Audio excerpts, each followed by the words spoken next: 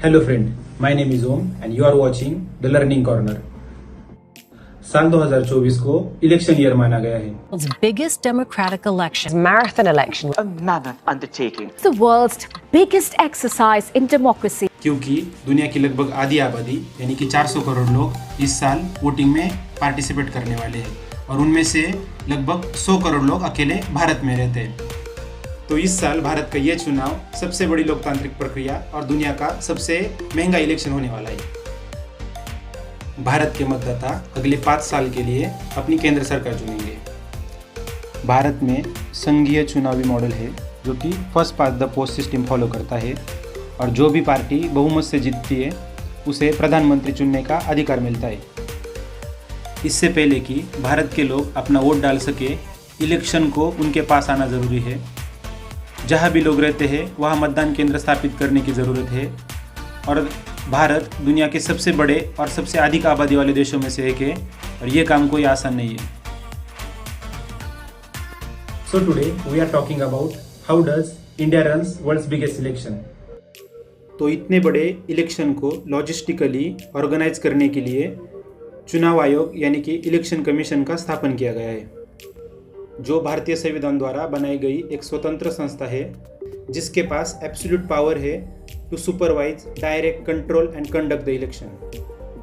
भारत का लोकतंत्र 1951 में अपने पहले जनरल इलेक्शन के साथ अस्तित्व में आया, जिसमें प्रत्येक नागरिक को धर्म, जात, लिंग, वर्ग, व्यवसाय, संपत्ति या साक्षरता के स्तर की परवाह किए बिना वोट देने का अधिकार दिया गया है।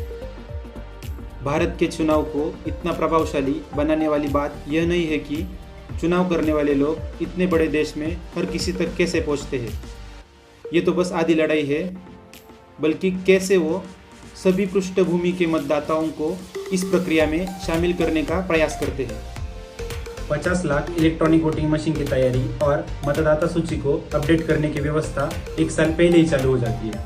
इस कार्यकाल में इलेक्शन कमीशन 40 लाख सुरक्षा कर्मियों के सहित 1.5 करोड़ सरकारी कर्मचारियों की नियुक्ति करता है, जो कि वहाँ इलेक्शन बूथ सेटअप करना, वहाँ पे इलेक्शन लेना, उसकी सुरक्षा करना और इलेक्शन को अंजाम देने का काम करते हैं।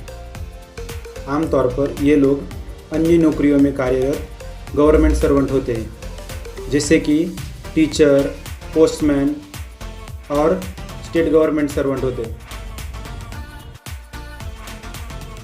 चुनाव के दौरान ये सभी लोग अपने काम से छुट्टी लेते हैं और उन्हें एक मतदान केंद्र में एक कर्मचारी के रूप में फिर से नियुक्त किया जाता है। 10 लाख मतदान केंद्र स्थापित करना कोई आसान काम नहीं है।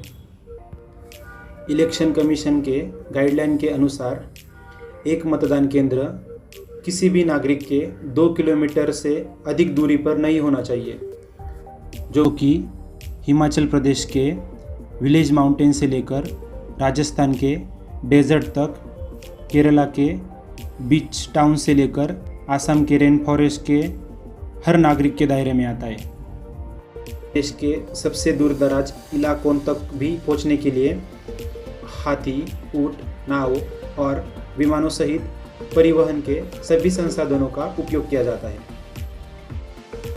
इसीलिए भारत में मतदान केंद्र प्रत्येक मतदाता से अधिकतम 2 किलोमीटर की दूरी पर रह सकता है, जिससे कि लोगों के लिए अपने लोकतांत्रिक अधिकारों का प्रयोग करना आसान हो जाता है। आइए देखते हैं व्यवहारिक दृष्टि से इसका क्या अर्थ है। गुजरात के गिर फॉरेस्ट में एक मतदाता तक पहुंचने के लिए चुनावी अधिकारियों को शेरों से भरे जंगल से होकर 5 घंटे की यात्रा करनी पड़ती है, जहां दुनिया के सबसे ज़्यादा एशियाटिक शेरों की आबादी है। इस घने जंगल में एक मंदिर है जहां के पुजारी के एक वोट के लिए चुनावी अधिकारियों को 5 घंटे की यात्रा करनी पड़ती है। फिर वो 10 लोग अंदर जाकर एक बूथ स्थापन करते हैं। सुबह 10 बजे वो पुजारी मतदान करने के लिए आता है। जैसे ही मतदान पूरा होता है तो वो इलेक्शन ऑफिसर्स वापस चले जाते हैं।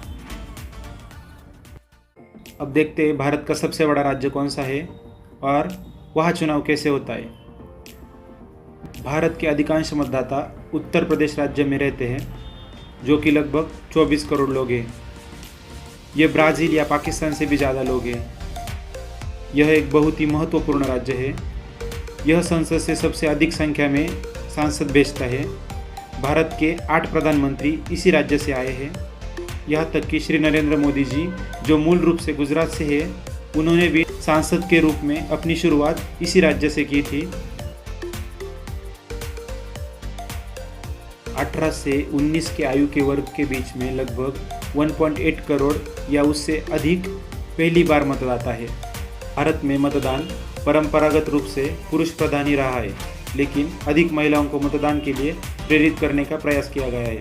इसलिए यह लगभग 47 करोड़ मतदाताओं के लिए ऐसे विशिष्ट अभियान चलाए गए हैं, जहां महिला मतदाताओं को परिवार की इच्छा से हटकर अपना वोट डालने के लिए प्रोत्साहित किया जाता है।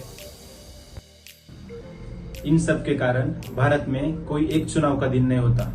इसे क्रमबद्ध तरीके से करना पड़ता है। इसका मतलब यह है कि विभिन्न क्षेत्रों को अलग अलग दिन कवर किया जाता है। तो इस बार 7 चरणों में मतदान होगा, जो कि 6 वीक्स या 44 डे के दौरान होगा। That's all for today. Thanks for watching this video. Please hit the like button and subscribe the channel for watching such interesting video.